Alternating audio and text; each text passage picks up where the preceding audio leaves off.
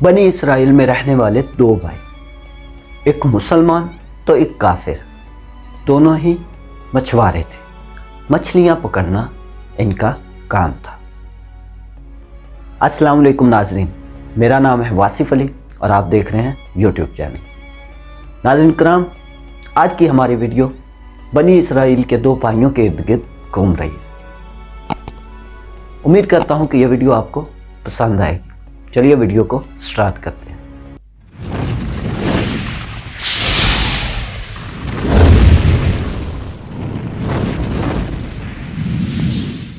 ناظرین کرام، بنی اسرائیل میں دو بھائی رہا کرتے تھے۔ ایک مسلمان تھا تو ایک کافر تھا۔ کافر جو تھا وہ بت کو پوجتا تھا اور بت کی عبادت کرتا تھا، جبکہ مسلمان اپنے پروردگار کی عبادت کرتا تھا۔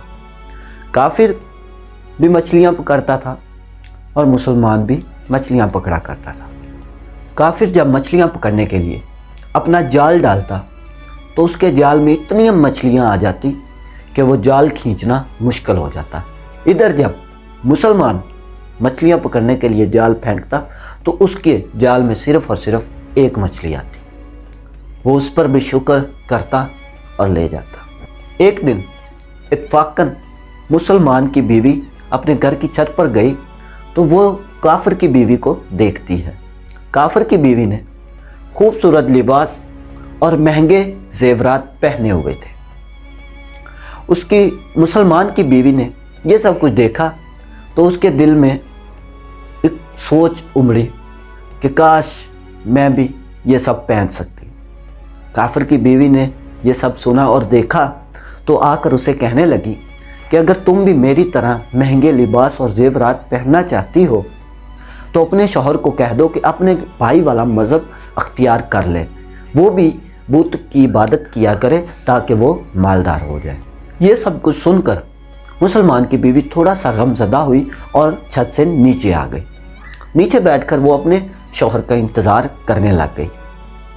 جب شام کو اس کا شوہر آیا تو اپنی بیوی کو غم زدہ دیکھ کر اس نے دریافت کیا کہ کیا مسئلہ ہے۔ اس کی بیوی نے سخت لہجے میں اپنے شوہر کا جواب دیتے ہوئے کہا کہ میاں، یا تو تم مجھے طلاق دے دو یا تو پھر اپنے بھائی والا مذہب اختیار کر لو، تم بھی بت کی پوجا کیا کرو۔ مسلمان نے کہا کہ اے بے وقوف، ایمان کی دولت سینے میں ہونے کے باوجود تم کافروں سی باتیں کرتی ہو، ایسا نہیں ہو سکتا۔ تو پھر اس کی بیوی نے کہا کہ پھر مجھے ایسا نہیں رہنا۔ میں جب دوسری عورتوں کو یا پھر تمہارے بھائی کی بیوی کو میں دیکھتی ہوں تو وہ مہنگے لباس اور مہنگے زیورات پہنے ہوئے ہوتی ہیں، یا تو مجھے بھی ویسے لا کر دو یا پھر مجھے طلاق دے دو، میں ایسے نہیں رہ سکتی۔ بیوی کو ضد پر اڑے ہوئے دیکھ کر مسلمان نے اسے تسلی دیتے ہوئے کہا کہ اچھا ٹھیک ہے، میں کل سے مزدوری کے لیے جاؤں گا، مزدوروں کے ساتھ مزدوری کروں گا اور ہر روز کے تمہیں 2 درہم لا کر دیتا رہوں گا، جن سے تم اپنی حالت درست کر لینا۔ تو دوسرے دن صبح سویرے ہی وہ مرد مومن مزدوری کی تلاش کے لیے گھر سے نکل پڑا۔ پورا دن وہ مزدوری تلاش کرتا رہا لیکن اسے کہیں سے بھی مزدوری نہیں ملی۔ تھک ہار کر وہ ایک دریا کے کنارے بیٹھ گیا اور سارا دن پروردگار کی عبادت میں مصروف ہو گیا۔ شام کو جب وہ گھر پہنچا تو اس کی بیوی نے اس سے دریافت کیا کہ آج تم سارا دن کہاں تھے؟ اس نے اپنی بیوی کو جواب دیتے ہوئے کہا کہ میں بادشاہ کے پاس گیا تھا اور بادشاہ نے مجھ سے 30 دن کام کروانے کی شرط رکھی ہے۔ اس کی بیوی نے کہا کہ اچھا، بادشاہ تم سے کام کروانے کا تمہیں کیا دے گا؟ اس کے شوہر نے کہا کہ میرا بادشاہ بہت ہی غفور و رحیم ہے، اس کے خزانے میں کوئی کمی نہیں ہے، میں اس سے جو مانگوں گا وہ مجھے وہ عطا کر دے گا۔ ایسے ہی وہ روزانہ جاتا اور شام کو گھر آ جاتا۔ کئی دن گزرنے کے بعد وہ 1 دینار بھی گھر نہیں لایا۔ ایک دن اس کی بیوی نے کہا اگر تم کل مجھے کچھ بھی لا کر نہیں دو گے تو میں تمہیں چھوڑ کر चली जाऊंगी। ये बात सुनकर मुसलमान के जहन में वहम गुमान और परेशानी शुरू हो गई।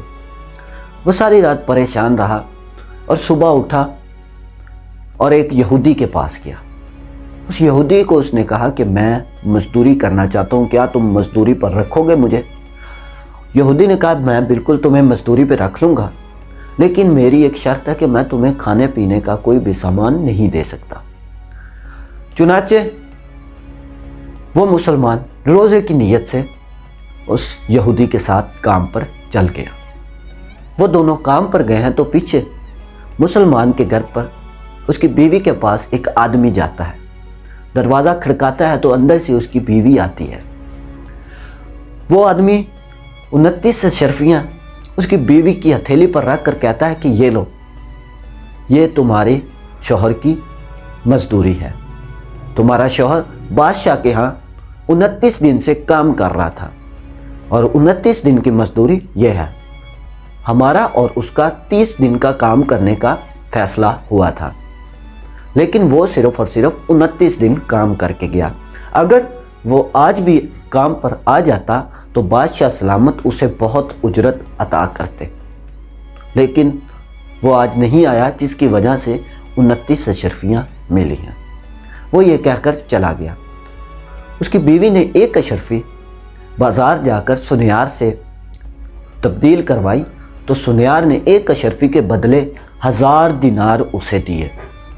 वो 1000 दिनार लेकर घर आई। इधर पूरा दिन यहूदी के साथ काम करके वो मुसलमान जब घर पहुंचा तो उसकी बीवी ने उससे पूछा कि आज तुम कहाँ थे? तो उस आदमी ने जवाब दिया कि मैं यहूदी के साथ काम पर गया हुआ था। उसकी बीवी ने सारा दिन वाला वाक़या उसे सुनाया कि बादशाह का मुलाजिम आया, उसने 29 अशर्फियाँ दी और चला गया और तुमसे कहा कि तुमने बादशाह का काम क्यों छोड़ दिया। वो मर्द मोमिन ये बात सुनकर बेहोश हो गया। जब होश आया तो वो अफसोस करने लगा कि हाँ, मैंने दो जहां के बादशाह की इबादत करना छोड़ दी। मैंने उसका काम अपने ऊपर लाजिम ना किया और मैं एक यहूदी के साथ काम पर चला गया। लिहाजा ये सब मामलात होने के बाद उसने अपनी बीवी को तलाक दे दी और पहाड़ों में जाकर रहना शुरू हो गया। कहते हैं नाज़रीन, वो उसने अपनी सारी ज़िंदगी वहीं पर ही गुजार दी और वहीं पर ही उसका इंतकाल हो गया। नाज़रीन कराम, इस वीडियो को बनाने का मकसद ये है कि अल्लाह ताला के ख़जाने में किसी किस्म की कमी नहीं है। जो शख्स जितनी इबादत करता है उसको उसकी इबादत का सिला ज़रूर मिलता है। हाँ, किसी हिकमत के बहस देर तो हो सकती है, लेकिन उस ज़ात की बारगाह में अंधेर नहीं है, वो हर बंदे को नवाजता है। नाज़रीन कराम, उम्मीद करता हूँ कि यह वीडियो आपको पसंद आई होगी। आप मेरे चैनल को सब्सक्राइब करें और अपने दोस्तों के साथ इस वीडियो को शेयर करें ताकि आपको मेरी आने वाली न्यू वीडियोज़ मिल सकें। मिलते हैं किसी न्यू ऐसी ही वीडियो में, तब तक के लिए अपना और अपने इस चैनल का ख्याल रखें। अल्लाह हाफिज़।